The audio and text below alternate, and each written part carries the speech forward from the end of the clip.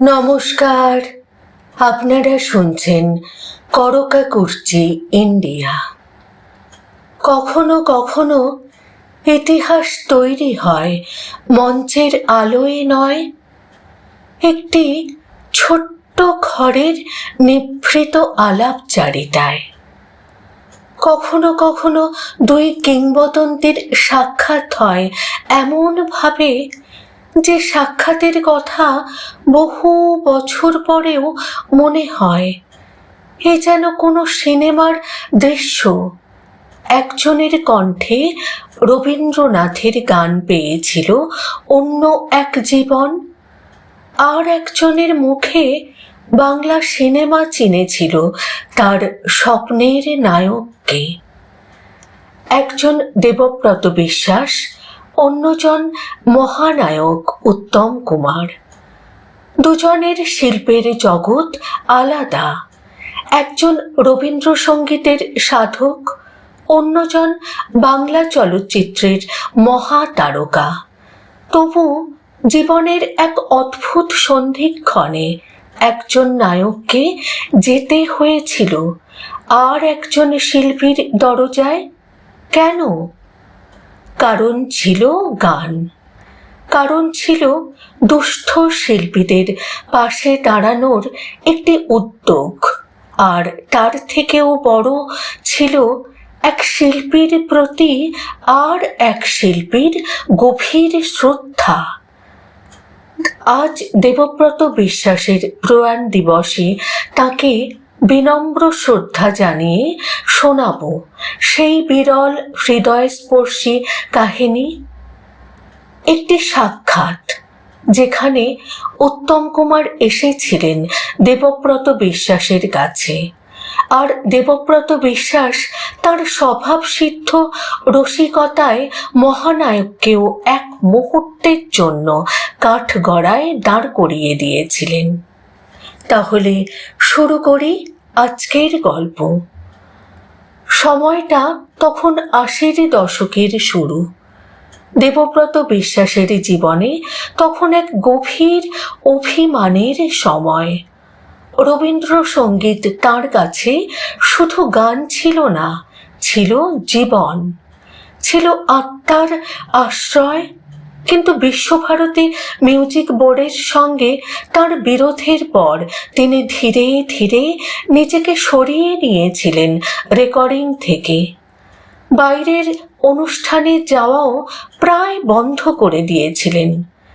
যে কণ্ঠ একসময় মানুষের ঘরে ঘরে রবীন্দ্রনাথকে পৌঁছে দিয়েছিল, সেই কণ্ঠ তখন অনেকটাই ফিরে গিয়েছিল নিজের ঘরের নিভৃতিতে।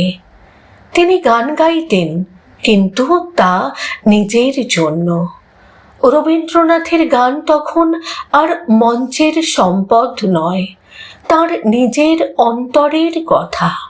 ঠিক এমন সময়েই একদিন দেবব্রত বিশ্বাসের বাড়িতে এসে হাজির হলেন একজন মানুষ। দেবব্রত বিশ্বাস নিজেই পরে সেই ঘটনার কথা বলেছিলেন ৩০ জুলাই ১৯৮০ সালে রেকর্ড করা এক টেপে। আর তাঁর বর্ণনার মধ্যে ছিল সেই চিরচেনা রসবোধ, যে রসবোধের জন্য তার কথা শোনাও ছিল এক আলাদা আনন্দ। তিনি বলেছিলেন, একদিন আমার এইখানে একজন আইসা উপস্থিত। আমি কই, আপনি কে? তা কয়, আমি উত্তম কুমার, সিনেমা করি। আমি কই, মিথ্যা কথা। আপনি যদি সত্যই উত্তম কুমার হইতেন তো আমার বাসার সামনে ভিড় ভাঙ্গা পড়ত। তা তখন হয় নাই। আপনি উত্তম কুমার নন। ভাবুন একবার, যে মানুষটির নাম শুনলেই তৎকালীন বাংলার অসংখ্য মানুষের হৃদয় কেঁপে উঠত, যাকে এক ঝলক দেখার জন্য মানুষ রাস্তায় ভিড় করত, সেই উত্তম কুমারকে তার নিজের দরজায় দাঁড় করিয়ে দেবব্রত বিশ্বাস বলছেন, আপনি উত্তম কুমার নন। কিন্তু উত্তম কুমারও কম যান না।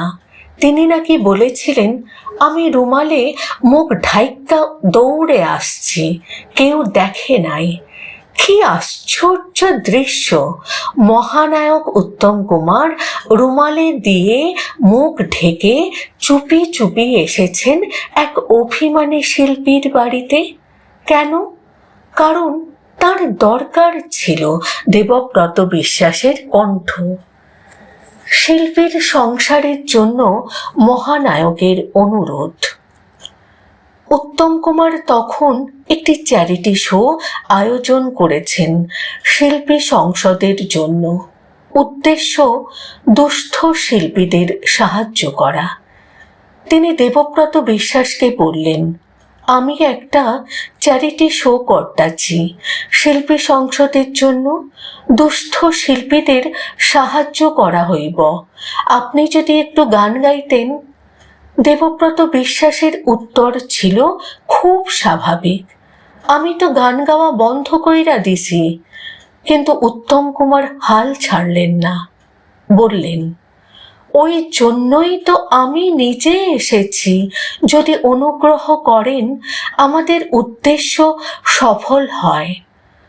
কথাটার মধ্যে কতটা আন্তরিকতা ছিল তা হয়তো কয়েকটি শব্দে বোঝানো সম্ভব নয়।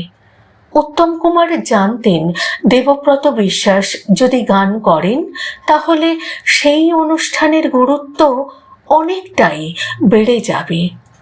আর দেবব্রত বিশ্বাসও বুঝেছিলেন এটা শুধুই একটা অনুষ্ঠান নয়, এটা দুস্থ শিল্পীদের পাশে দাঁড়ানোর আহ্বান।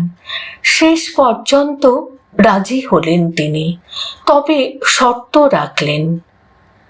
সেই বিখ্যাত শর্ত।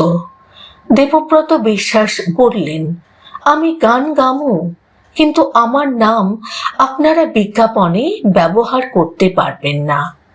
এবার যেন উত্তম কুমারের মাথায় আকাশ ভেঙে পড়ল, কারণ অনুষ্ঠান প্রচার করতে গেলে শিল্পীর নামই তো সবচেয়ে বড় আকর্ষণ। কিন্তু দেবব্রত বিশ্বাস তখন নিজের নাম প্রচারের বাইরে রাখতে চাইছেন। অবশেষে কি করা হলো? বিজ্ঞাপনে তার নাম সরাসরি লেখা হলো না, তার বদলে লেখা হলো একজন প্রখ্যাত ও বিতর্কিত রবীন্দ্রসঙ্গীত শিল্পী। একটি বাক্য, কিন্তু সেই একটি বাক্যের মধ্যেই যেন দেবব্রত বিশ্বাসের সমগ্র সময়টাকে ধরে রাখা যায়। প্রখ্যাত কারণ তিনি ছিলেন কিংবদন্তি, বিতর্কিত কারণ তার শিল্পী সত্তা কোনো বাধা ধরা নিয়মের কাছে মাথা নত করেনি, আর রবীন্দ্রসঙ্গীত শিল্পী কারণ রবীন্দ্রনাথের গান তার কাছে ছিল শুধু সুর নয়, এক গভীর আত্মিক যাত্রা। দুই কিংবদন্তির অদ্ভুত সম্পর্ক। এই ঘটনাটির দিকে একটু অন্যভাবে তাকালে আরও একটি বিষয় চোখে পড়ে। উত্তম কুমার চাইলেই কাউকে পাঠিয়ে দিতে পারতেন, কিন্তু তিনি নিজে গেলেন কেন? কারণ শিল্পীকে শিল্পী সবচেয়ে ভালো বোঝেন।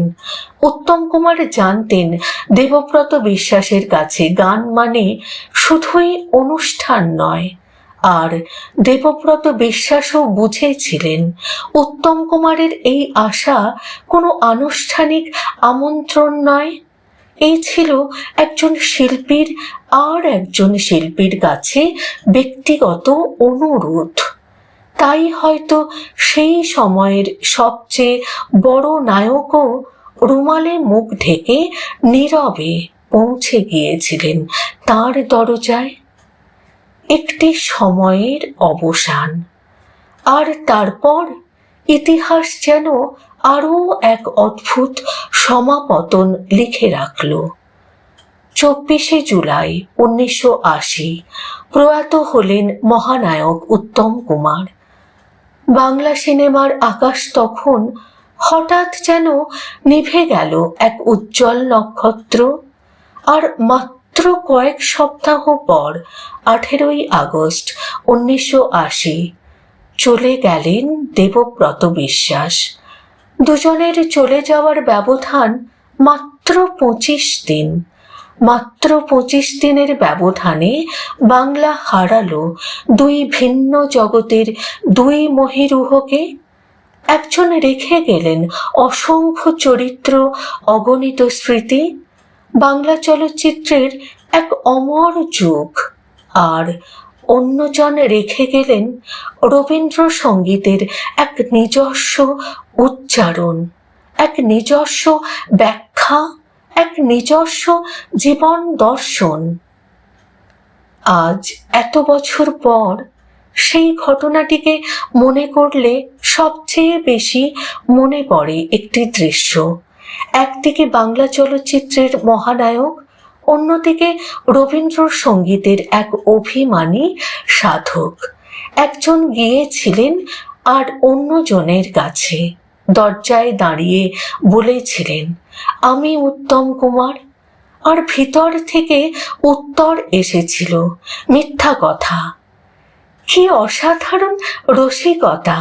কিন্তু সেই হাসির আড়ালে ছিল দুই শিল্পীর গভীর শ্রদ্ধা। উত্তম কুমার জানতেন দেবব্রত বিশ্বাসের কণ্ঠের মূল্য কতখানি, আর দেবব্রত বিশ্বাসও জানতেন তার কাছে আসা এই মানুষটি শুধু সিনেমার নায়ক নন, তিনি শিল্পীদের জন্য লড়াই করা একজন সহশিল্পী।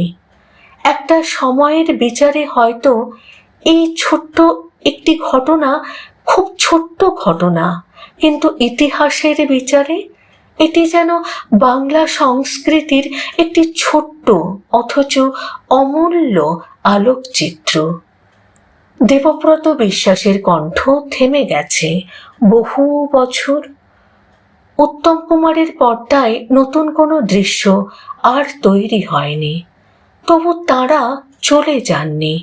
কারণ কিছু শিল্পী মৃত্যুর পরেও মানুষের স্মৃতিতে বেঁচে থাকেন, কখনো একটি গানের মধ্যে, কখনো একটি সংলাপে, কখনো পুরনো সাদা কালো ছবির ফ্রেমে, আবার কখনো এমন একটি গল্পে যেখানে মহানায়ক রুমালে মুখ ঢেকে চুপি চুপি চলে আসেন একজন অভিমানী শিল্পীর বাড়িতে, আর সেই শিল্পী হাসতে হাসতে বলেন, আপনি যদি সত্যই উত্তম কুমার হইতেন তো আমার বাসার সামনে ভিড় ভাঙ্গা পড়ত।